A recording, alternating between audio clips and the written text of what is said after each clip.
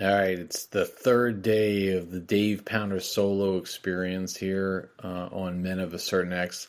The good news is for everybody, we get Andy back on Monday. Should be great to hear about all his adventures. He's been hot and cold on the socials, so be interested to see where he goes from here. But we've got try to wrap up on a strong note here. We try to get a couple things on front of everybody, what's going on in my world and what's going on, I guess, as we get closer. A lot of big news stories have been kind of going on. So we'll go through those three segments and see where we go from here. But a good time as we go through our work to wrap up the Friday. So, all right, let's jump into things and start with our first segment. So this whole Devontae Adams trade to the Jets, it's gotten me thinking on a couple different levels. The Jets are clearly mortgaging everything about Aaron Rodgers' age, trying to get all of these players. They brought in a lot of Aaron's buddies, former wide receivers. They're firing their coach. They're changing their offensive coordinator. They're clearly going all in, and it just got me thinking. I mean, the Jets franchise has been even Joe Namath winning their championship back when they did. I mean, he's a Hall of Fame quarterback, but like he's the worst Hall of Fame quarterback. I mean, I think he has more interceptions than touchdowns in his career. He had that one game, and he lived off of that, Broadway Joe and all that other fun stuff. But they had a good run, in the early aughts, or in the aughts and into the early teens. They were playing the Patriots competitively. Rex Ryan was a really good coach. They had Bill Parcells for a while too. Vinny Testaverde took them to the AFC Championship game. They had those awesome throwback uniforms, which I really enjoy. They're one of my favorites.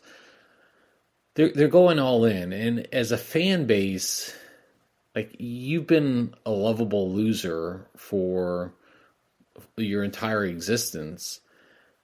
I mean, and you're going in, but you're going all in for Aaron Rodgers and Devontae Adams, he's going to decline. But then what? Like in 2 years, like you may win some games this year. They're not winning the Super Bowl. Next year, do you think Aaron Rodgers, a year older, is going to win the Super Bowl? And you've completely overhauled your team for what? Like, where's it got you? You don't have a young roster that's going to be. Yeah, you can say they've got a great wide receiver and a good running backs, but I mean, is that really going to be where you need to be at? And the flip coin is, get a guy like Aaron Rodgers versus Zach Wilson and Sam Darnold. I mean, so as a fan base, what would you rather be? Would you rather be that lovable loser?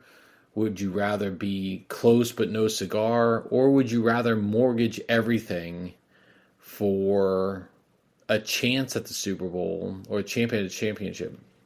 I go back to the Washington Nationals a couple years back. They were formerly the Montreal Expos.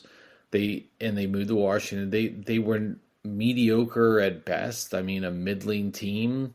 And then they went all in. They got, they drafted well with Steven Strasburg. Then they got Max Scherzer.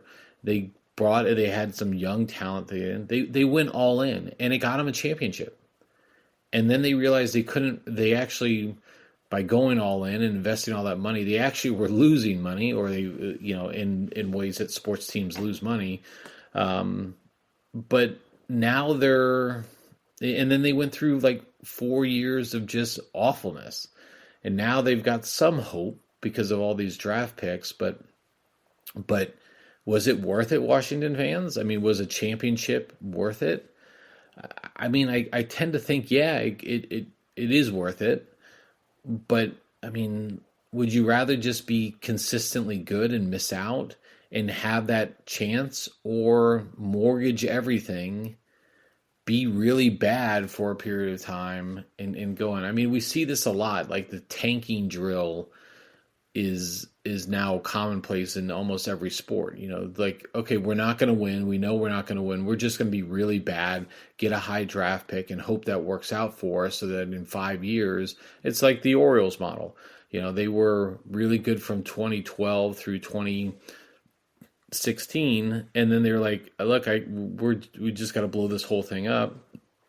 And they went and they lost 100 games for a couple of years, but it got them these great draft picks.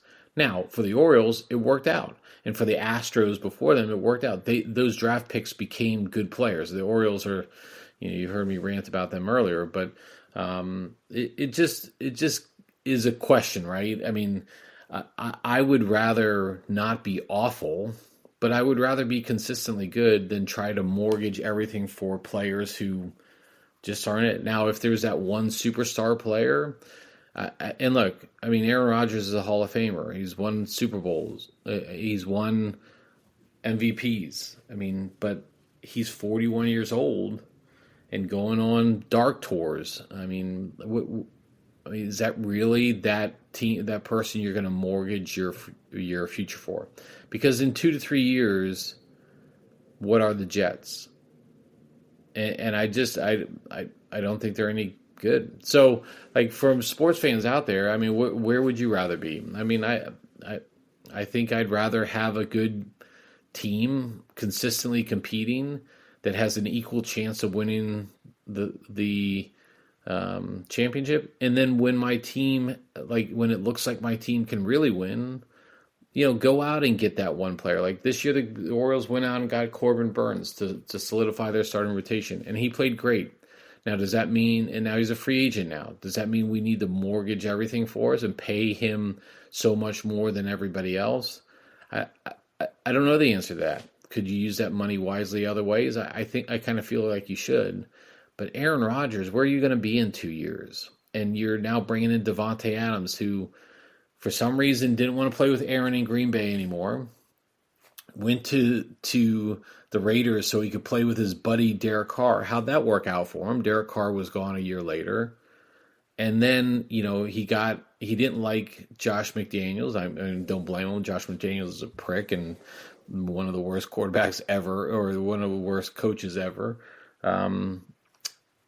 And so he got him fired, brought in his own person. I mean, it's been well reported Adams, had dinner with the owner before McDaniel got fired and wanted to bring in, there's a timer, but wanted to bring in Antonio Pierce. And now 4 games into the Antonio Pierce regime this year, nothing happened. I mean, it was gone. So I just find that to be interesting how it goes. And for Jets fans, I don't know. So we'll see how these things play out and how they go. So okay, I'm gonna go. This is I've kind of got all over the place here. We've got a couple news stories this week that I found, well, actually, they've all been happening over the last couple days. So the big one yesterday was in the Middle East. Israel executed a strike in which the leader of Hamas, or their spiritual leader, was killed. And I think in a lot of respects, some people, I mean, obviously that's a key point. A potential key turning point for that conflict. And weeks earlier, Israel also took out the head of Hezbollah. So their 2 main terrorist groups who've sworn death to Israel have now been killed. So the question is like, what's next? There's countering views. One, this, after the death of the leader of Hezbollah, Iran launched their attacks against Israel, and which is now pending a retaliation. Apparently, a plan's been developed, and they'll execute it shortly. But that was a retaliation almost immediately. Now, the leader of Hamas, who is made very strategic decisions to never accept any deals with peace with Israel, or any agreements with Israel, and he's now gone. So the question is that going to escalate like we've seen with the death of the leader of Hezbollah, or is that going to now mean the hardline individuals in both Lebanon and within Hamas are gone, and now people will be open to actual peace in the region? I'm kind of out on this is now all of a sudden going to bring people to the table. Do I think it softens their stance? Sure, yeah. I mean, I think it definitely does. And I think Israel has been relentless in their attacks, and I think in a lot of ways over the top. I fully support Israel's right to defend themselves, especially on this attack on October 7th. But I do think it's gone like really far. Now, Israel will say, well, we just have to prove, like, we just cannot accept anything less than, complete agreement on peace, which I can understand and appreciate. But again, I think there's different ways to do that. But now with the two main figureheads gone, what does that really mean? And does it mean that actually we could get a ceasefire? We could have a path forward? Could this be the two-state solution that everybody's been pushing for, but for one reason or the other, the sides haven't agreed? I think it could be, but I think in the immediate term, it's going to lead to, continued conflict, and I will also say, in the long term, while the figurehead is gone today, the influence and inspiration that figurehead had on individuals, and we can talk about radicalization processes perhaps another way or another day, that has a lasting impact. And that's not going to be always seen today.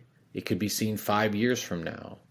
And I think that's just going to be something very important to watch, because while most people would agree the leader of Hamas was too hardline for most, there were a lot of people who did fully support what he was doing, and his death is going to mean something to those individuals.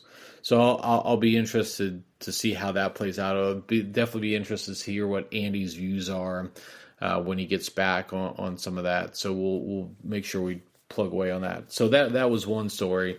The other piece was it's closing time for these elections. We've got 2 weeks before the election, a little over 2 weeks left. You keep hearing these, like, Democrats are worried in Pennsylvania. Democrats are worried all over the place. The Harris campaign is petering out. I don't know if it's petering out or if it's always been the same. Just there was just a lot of energy about Biden leaving and how bad Biden was. Look, I think Kamala Harris is a fine candidate. I'm voting for Kamala Harris. I'm not saying that to get anybody else to vote, but look, I just think her path forward is better than the doom and gloom I hear from Trump, and God forbid, like, all the things that Trump is going to do that may cause people to think, oh, he's great and wonderful, but in the long term, just not good for anybody. I mean, look at everyone looks nostalgically back over 2016 to 2020, but let's just be real. What did it get you? I mean, where did it get you anything? We've got higher taxes. The tax, what Trump did with tax laws has been worse than what we had before. It helped him probably, but didn't help anybody else.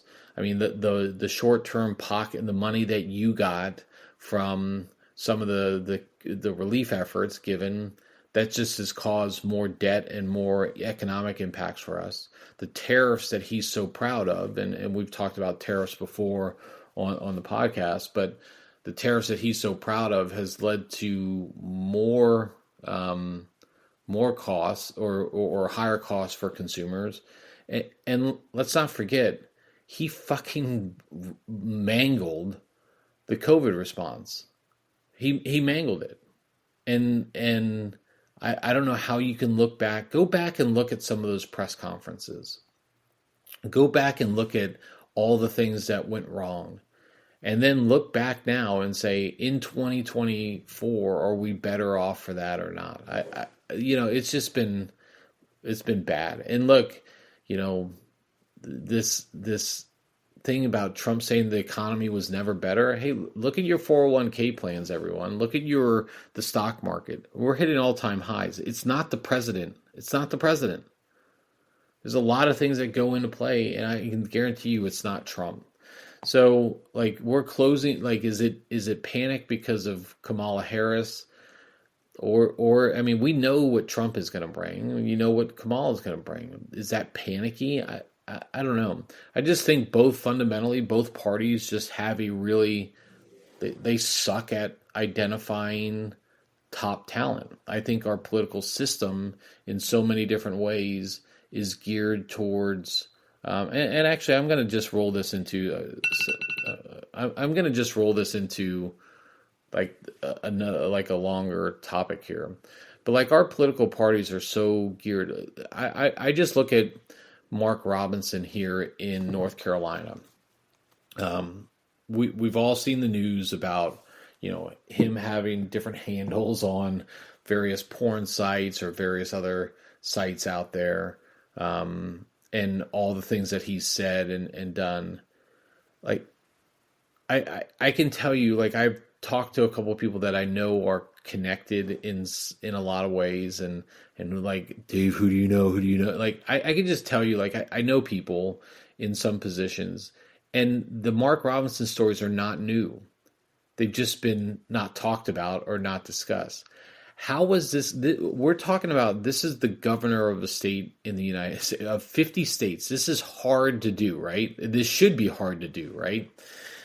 Being a governor of a state. And yet Mark Robinson, issues that were brought up about this guy 2 to 3 years ago, how is he even the nominee for a major political party? If you wanted to say he was a fringe third party, and this is, I can get it, right? I can understand that, right? But we're talking about one of the two major parties, and this is your candidate. Information that was known about him was put out or was known within that party, and yet he's still the nominee. So it only leads you to one thing, right? He either had information on the people who were selecting so that he could get the full support of the Republicans. Because look, you can't just say I'm going to run for governor and throw your name on the ballot and everything's going to run smooth and wonderful. If they don't want you on the ballot, there's ways that they don't have to put you on the ballot. Everyone acts like our political system is so democratic and so good. It's still controlled by back rooms, everyone. There's still the back room of the party that you have to be in on to be able to even make your way onto the ballot. Now, yes, you can get onto a ballot, but they put so many just different obstacles in the way for you so that you can't make it up that path. So you got to be in with the party. So Mark Robinson clearly was in on with the party, right? He clearly knew he did the things that they liked, and they were willing to overlook all those other things. So they threw their support behind him. And yes, he's got to go through a nominee process, but sometimes look people, it's not all it's cracked up to be. The nominee process it can be geared to direct people to the right candidates. How often do you hear about the primary for governors or the primary for representatives? Not very often. It could be a contest, a controversial candidate, but most often than not, you're not going to hear about it. And it just amazes me that we have this two-party system that is still so, we want to act like there's no corruption. We want to act like everything's above board. It's just not. And that's our political system here. The fact that after January 6, 2021, the Republican Party had kicked Trump out effectively. And now all of a sudden he's like the greatest thing ever. All the people who said they would never vote for Trump again, all the people who said they would never support this man again, he went into exile for effectively a year and a half. All those people came back, and you want to talk about flip-flopping, for fuck's sake. I mean, just look at that. And so, like, it's just, politics is shady. Politics is corrupt. That's where we're at. I mean, everything about what we do in our system is geared to the people in power.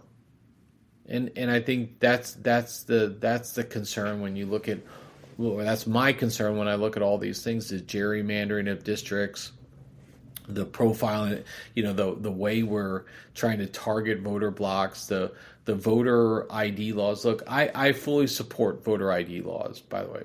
Like, if you're going to vote, you should have an ID. It's not hard to get an ID and such. But like, there are a lot of people who do put things in place so that certain groups can't. It's not as easy for those people, right? If you want everyone in this country to vote, you don't mandate it that it only has to be in this certain. You get your people around. You drive buses. You get your voter registration groups. It's like a blood drive, for fuck's sake. Like, here, give some blood and now sign up to vote. I mean, it's not that hard, but yet we do make it hard. So that's where, like, I'm fully supportive of voter ID law. I'm going all over the place, everyone. I'm just this is a Dave Pounder like ramble, and it just fucking pisses me off that we have people who don't understand and see that, and so I don't know. So where am I going with all of this? I'm not sure. Maybe I'm just trying to kill a segment time. Maybe I'm just trying to wait for Andy to get back and tell me about all the stories and all of his sunburned on his head or whatnot. And all the Lions crap that I didn't have to hear this week, thank God.